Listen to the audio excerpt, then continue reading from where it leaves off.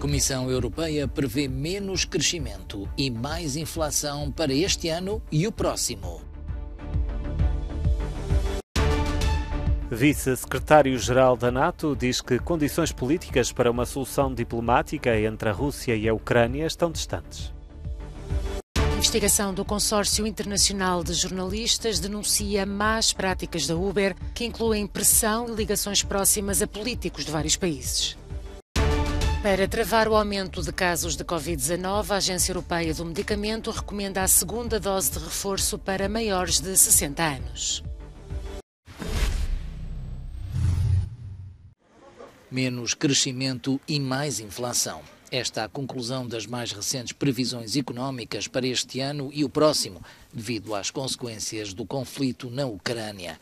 O alerta foi lançado pelo vice-presidente da Comissão Europeia para a Economia.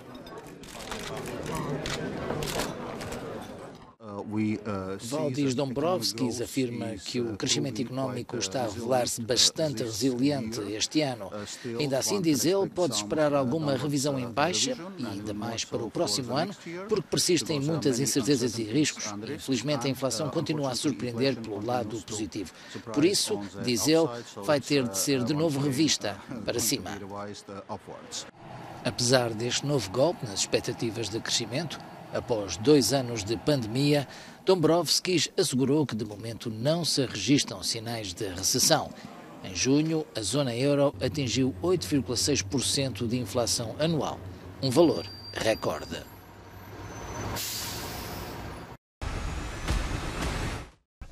Na região ucraniana do Donbass prosseguem os bombardeios russos. E na região ocupada de Kherson, a sul, o exército ucraniano tenta ganhar controlo com uma contraofensiva.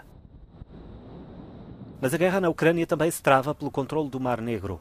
E, ao que tudo indica, está para durar, como explicou o vice-secretário-geral da NATO em entrevista à Euronews. Provavelmente o destino e a finalidade da guerra serão decididos no campo de batalha. As condições políticas entre os dois lados estão muito distantes para que possamos ver condições políticas para uma solução diplomática, por enquanto. Então, mais guerra, infelizmente, mais destruição. A certa altura, esperamos que estejam reunidas as condições para que seja identificada uma solução política. Mas o facto de os russos se terem retirado da Ilha da Serpente é um sinal de que a guerra acabará, eventualmente?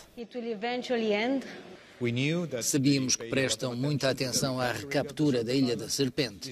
Isto também é muito importante para todo o Mar Negro. Fica a apenas 40 quilómetros do porto de Constanza e da foz do Danúbio.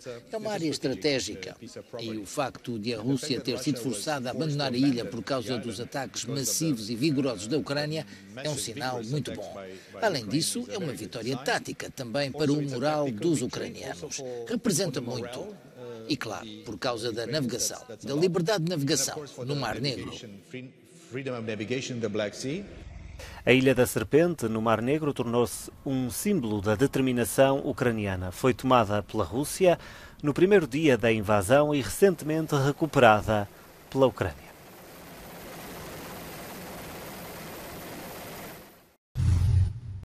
O Nord Stream 1, no Mar Báltico, foi fechado esta segunda-feira para trabalhos de manutenção, interrompendo o fornecimento de gás da Rússia à Alemanha durante 10 dias.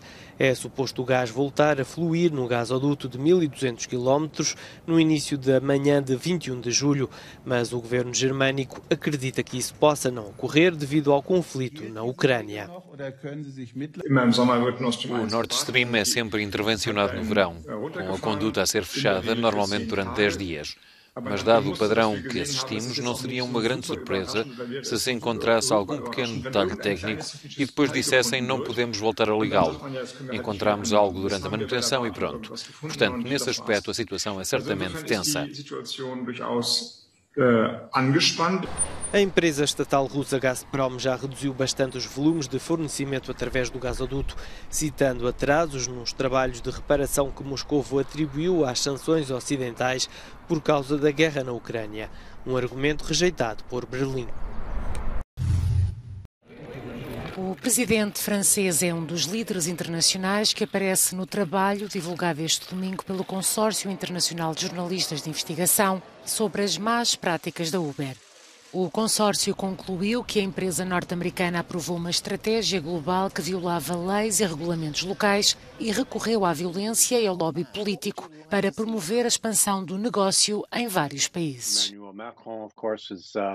Claro que Emmanuel Macron se destaca. Também Joe Biden e cerca de uma dúzia de antigos funcionários da administração Obama, alguns deles com muita experiência, envolvidos neste modelo Uber, que por definição põe em causa a proteção e os direitos laborais. Isso impressionou-me. Segundo a investigação, que analisou mais de 120 mil documentos internos da gigante norte-americana, para além de dar presentes aos políticos, a empresa pressionou secretamente os governos, enganou a polícia e tirou partido da violência dos taxistas contra os motoristas da Uber. Ao mesmo tempo havia este desrespeito flagrante pelos fundamentos básicos do Estado de Direito. Ignoraram as leis locais, entraram nos mercados sem licenças e autorização e começaram basicamente a minar o mercado. Portugal também está incluído nesta investigação, que dá como exemplo um e-mail de 2015 do então gestor da Uber em Portugal, no qual diz estar a ponderar apresentar a informação dos ataques e ferimentos aos meios de comunicação social. Está já em fase de resolução o incêndio que durante vários dias lavrou nos concelhos de Orém, Ferreira do Zézer e Alveázer, no centro de Portugal. De acordo com a página da Proteção Civil, ao início da tarde desta segunda-feira, mais de 600 bombeiros, cerca de 200 veículos e 4 meios aéreos encontravam-se ainda na região a controlar as labaredas. Estavam em curso alguns incêndios rurais de menor dimensão no território continental português, sendo o de maior monta localizado no concelho de Figueira de Castelo Rodrigo, no distrito da Guarda. Em termos operacionais, o Governo declarou a situação de contingência a partir desta segunda-feira e até sexta-feira. No entanto, o Primeiro-Ministro português pediu cuidados redobrados à população. Nós vamos viver nos próximos dias situações de risco máximo e, portanto, qualquer descuido mínimo provoca um incêndio da maior dimensão. E depois nunca haverá meios, nem em Portugal, nem em parte nenhuma do mundo, para fazer a extinção de incêndios que ganham uma dimensão de calamidade. À semelhança do que acontece com a maior parte dos países do sul da Europa, Portugal enfrenta uma onda de calor. Segundo o Instituto Português do Mar e da Atmosfera, a decisão sobre a ativação de um aviso vermelho, o mais grave, será decidida consoante a evolução da situação atmosférica.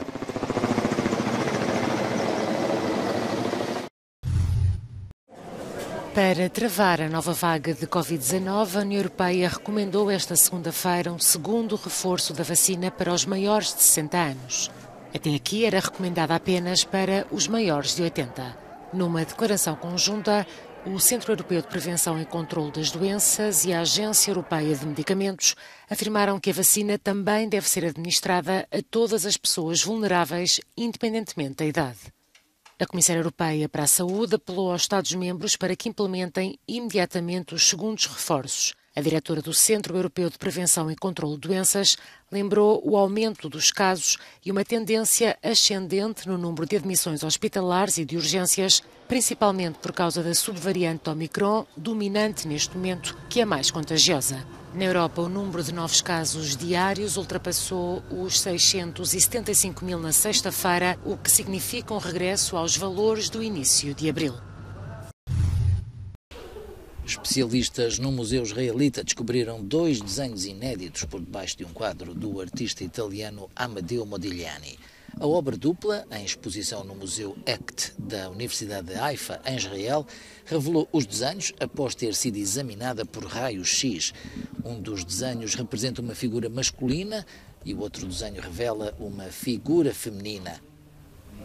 Já em 2018, tecnologia idêntica havia revelado um outro retrato de Modigliani por debaixo de outra obra exposta na Galeria Tate, em Londres. O artista italiano de origem judaica nasceu em 1884, em Livorno, e acabaria por morrer em Paris aos 35 anos de idade. Um dos seus quadros, intitulado Nu Reclinado, alcançou mais de 170 milhões de dólares quando foi vendido em leilão em 2015, tornando-se num dos quadros mais caros alguma vez vendidos. Outra obra, também de Modigliani, foi vendida em 2018 por 157 milhões de dólares.